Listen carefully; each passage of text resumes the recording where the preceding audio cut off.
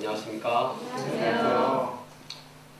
지금으로부터 15년 전에 밤 2시에 경찰이 저의 집 문을 두드렸습니다. 제가 경찰 파출소에 가보니까 여기 중학생 둘이 있었습니다. 그 중학생들이 밤에 자전거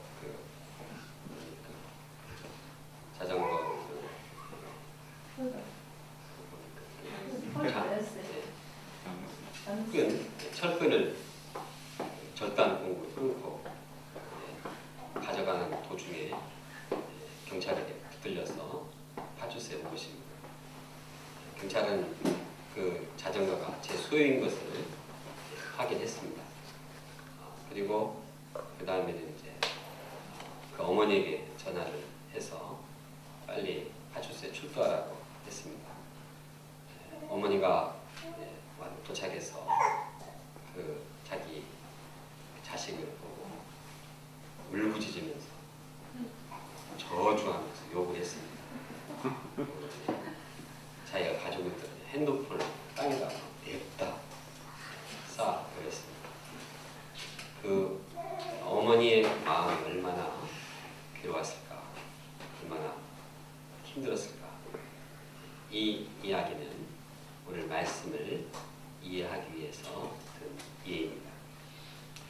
보면은 하나님께서 이스라엘을 사랑하시고 자기 포도를 삼으셔서 애지중지했는데 이스라엘은 썩은 열매 먹지 못할 들포도만 맺었습니다. 이를 본 하나님께서 심판하셨습니다. 본문의 이야기는 우리가 우리의 열매, 우리 인생에 어떠한 열매를 맺었는가 돌이켜보고 점검해보게 합니다. 또한 우리가 하나님이 기대하지 않는 들포들을 맺으면 하나님의 심판을 피할 수 없다는 사실을 이제 경고하고 있습니다. 우리가 들포도를 맺지 않는 자가 되어야겠습니다. 이를 위해서 우리가 어떻게 해야 할까요? 제1장 들포도를 맺은 이스라엘. 이스라엘은 하나님의 포도원에 대해 노래를 부릅니다. 그 가사는 처음에는 아름다운 사랑으로 시작됩니다. 그런데 가면서 점점 슬픔과 안타까움과 분노로 변하게 됩니다. 현대 성경은 이를 다음과 같이 번역하고 있습니다. 내 사랑하는 임에게 포도원이 있었네. 그 기름진 언덕 위에 임은 땅을 파고 또 돌덩이를 골라낸 다음 가장 좋은 포도나무를 심었다네. 한가운데는 망대를 짓고 포도즙을 짜는 술틀까지도 그곳에 파놓았네. 그리고 임은 포도 따기를 기다렸으나 시리신 들포도밖에 열리지 않았다네. 이어 임의 탄식 소리가 이어집니다. 그러니 이제 예루살렘과 유대 사람들아, 내 포도원이 잘했는가? 내가 더 잘했는가? 한번 판결해 보아라. 내 포도원을 위하여 내가 하지 않은 일이 무엇이었던가?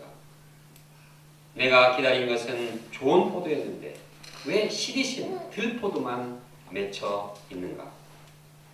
이어서 임은 분노하면서 말했습니다. 이제는 내가 내 포도원에게 무슨 일을 하는지 너희에게 분명히 알려주리라. 내 포도원이 거덜나게 하리라. 기어이 내가 그 울타리를 부수고 버리거야 말리라. 소와 양이 짓밟는 초장이 되도록 내가 그것을 황폐하게 버려두리다. 가지도 치지 않고 잡초도 뽑지 않아서 가시덤불과 엉겅퀴가 뒤덮이게 하리라. 하늘에 있는 저 구름에게도 내가 명령을 내려서 그곳에 비를 내리지 못하게 하리라. 선지자는 이 노래를 하면서 다음과 같이 풀이하고 있습니다. 7절을 함께 읽어보겠습니다. 시작. 무릇 만군의 여호와의 포도원은 이스라엘 족속이요 그가 기뻐하시는 나무는 유다 사람이라. 그들에게 정의를 바라셨더니 도리어 포악이요 그들에게 공의를 바라셨더니 도리어 부르짖음이었도다. 하나님께서는 이스라엘을 자기 포도원으로 삼으시고 그들에게 필요한 모든 것을 다 주셨습니다. 하나님께서는 그들에게 말씀을 주시고 그들이 세계의 제사장 나라요 또한 거룩한 백성으로 삼고자 하셨습니다. 그들을 세계에서 빼어난 민족으로 삼고자 하셨습니다.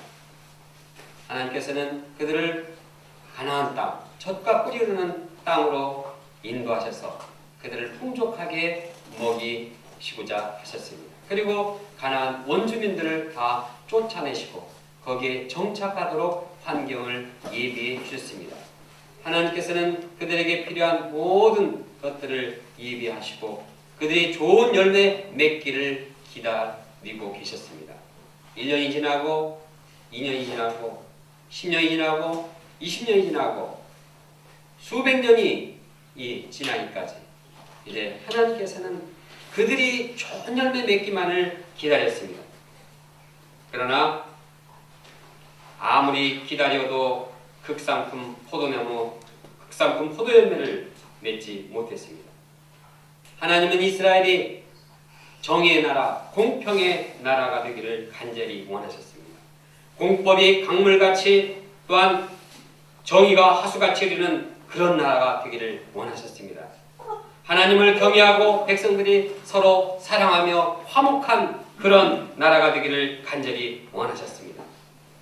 그러나 그들은 포악이 가득한 나라요 고통의 부르짖음이 가득한 나라가 되게 하였습니다. 부자가 가난한 자의 재산을 약탈하고 폭력으로 짓누리는 사회를 만들었습니다. 강자가 약자를 압제하고 여기저기서 못 살겠다는 울부짖는 소리가 끊이지 않았습니다. 정의는 사라지고 불법이 판을 치는 나라가 되었습니다. 하나님은 이러한 이스라엘 포도원을 보시고 분노하시고 심판하십니다. 우리가 이 하나님의 말씀 앞에서 우리의 상황은 어떠한가 살펴봅니다. 하나님께서 우리 대학로 공동체의 포도원을 보실 때 실망하거나 안타까워하지는 않으실까요? 하나님께서는 우리를 사랑하시고 그 아들 예수 그리스도를 이 땅에 보내주시고 모든 환경, 모든 이 준비들 다 갖추게 하셨습니다. 그래서 우리를 통해서 아주 명품 열매를 맺기를 원했습니다. 우리 각자를 통해서 또 우리 공동체를 통해서 아름다운 열매, 사랑의 열매, 제자 열매, 또한 성령의 열매를 맺기를 원하셨습니다. 이를 위해서 예수님을 보내주시고 십자가의 그 보혈의 피로 희생으로 우리를 구원하셨습니다. 우리에게 죄사함을 누리게 하시고 영생의 영원한 생명의 축복을 누리게 하셨습니다. 우리에게 영생의 구원의 은혜를 주실 뿐만 아니라 구원을 얻은 후에도 성령을 보내주셔서 우리가 하나님의 형상을 덧입고 무럭무럭 성장하고 내면이 변화될 수 있도록 우리 성령께서 우리를 위해 간구하고 계십니다. 또 시시때로 필요한 말씀을 주시고 풍성한 생명력을 갖도록 도우셨습니다. 하나님께서 말씀으로 우리의 심령을 새롭게 하시고 영적인 방향을 갖게 하시고 비전을 덧입게 하셨습니다. 여러 가지 영적 훈련을 통해서 자신의 연약함과 약점을 극복하고 주님의 능력을 덧입도록 도우셨습니다. 또 우리에게 형제 자매님들, 목자님들을 보내주시고 서로 사랑하고 동역하도록 그러한 아름다운 환경도 주셨습니다. 하나님께서는 우리에게 한국과 세계 아름다운 캠퍼스를 기업으로 주셨습니다. 또 이 역사를 섬기기 위해서 겨울에는 따뜻하고 여름에는 시원한 이러한 센터도 주셨습니다.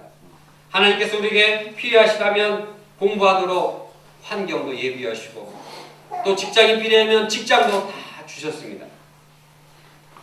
그러므로 우리는 하나님께서 이러한 예비하신 은혜와 사랑 가운데 대학로 공동체 아름답고 좋은 열매들을 주렁주렁 맺어야 했습니다.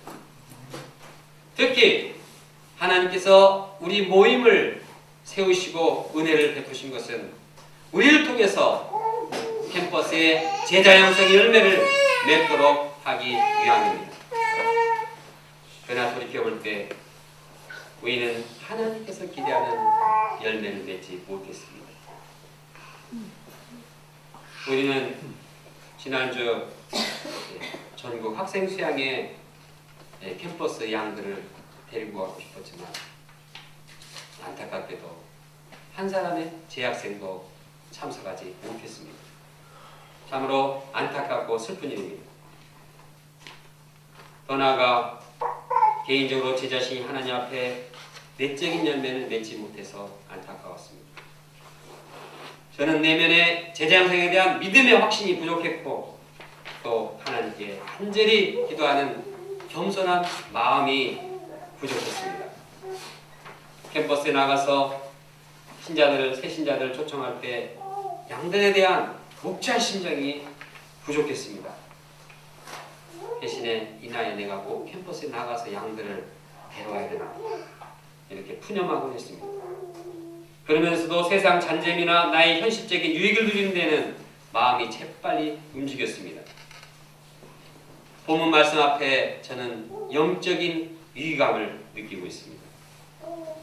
제가 마음을 회개하지 않고 이대로 가다가는 결국 캠퍼스 포도원에 들포도만 맺을 것이라는 위기의식을 갖게 됩니다.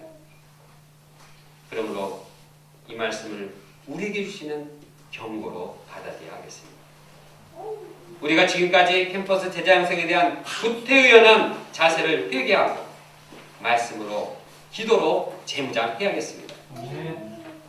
특히 우리는 신년 요절로 사무엘상 7장 3절을 잡았습니다.